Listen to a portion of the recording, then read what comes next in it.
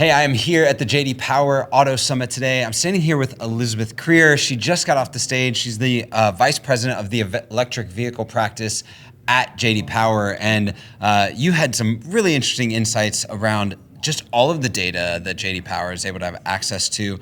Love to kind of talk about a few of those things. One was just talking about the focus or lack of focus on the EV infrastructure, and even just the access to more of the charging network that's already in place from both the new entrants and the legacy OEMs. Can you talk about a little bit of what you're seeing in charging infrastructure as we move into 2025?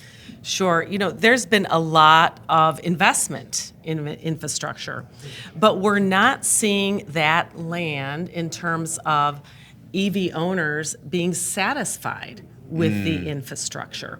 And one of the reasons is because the pace of EV adoption is growing faster than the pace of EV infrastructure. See, that's an interesting thing, that the actual adoption is faster than the infrastructure. I wouldn't have expected that. Because think of it this way. There have been EVs on the road for 10 years. So we just keep adding more and more EVs to the ecosystem, and that infrastructure has been behind the 8 ball trying to catch up. So even though investment has been made, still not enough of it. Reliability issues, still 1 out of every 5 charging attempts is a failure. Now, we do see, I know, that's astounding. That is like 20% of the time when you go to plug in, it's not going to work. Imagine if you went to gas your car and 1 out of every 5 times, the pump just, you had to drive and go somewhere else. Wow, exactly. That's pretty shocking. Yeah. One of the things that has driven the adoption are the incentives available currently, still to the majority of the manufacturers in the market, not just federal, but also local and state incentives there. You pointed out that so many consumers actually aren't even aware of these incentives still. Can you talk through how that changes the availability or the ability for the consumer public to adopt EVs right now? Yeah, consumers, when we talk to EV owners, one of the reasons why they purchased is because of the incentive. Okay. I mean, only 10% of the market is buying an EV right now, and they tend to be very savvy shoppers. They do their research, they understand the incentives. But shoppers in general, now as we start to get more into mass market, they're not aware of all the incentives, and there are a lot of them. There's the federal, but then there's also state incentives, and they vary from state to state.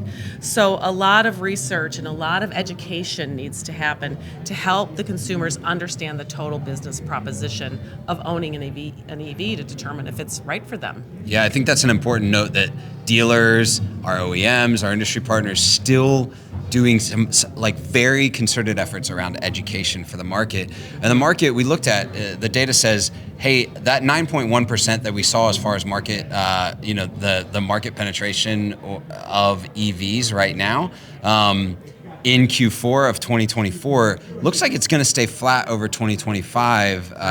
But the data is suggesting that in 2026, we start to see that up and to the right. What's the reason for it staying flat this year and the potential for it to see that up and to the right in 2026? So one of the things that we saw this year, which is unique, is we started to see growth in mainstream shoppers. If we look back historically, it started out with all Tesla, direct to consumer, then a lot of premium buyers. Last year was the year we had a lot of selection now in mainstream, and we're seeing 58% growth in mainstream. But it's the mainstream customer that also is going to be looking for those incentives, understanding if they're making a good investment.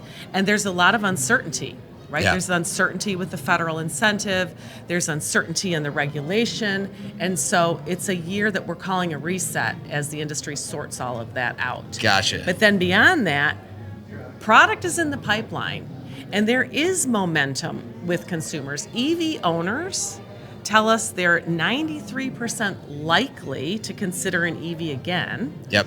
79% say they definitely will consider one. And that's a big deal. We'll see that growth into the future. Yeah, so you see, like, obviously the current base will stay consistent, so that opportunity for the net new buyer will come in.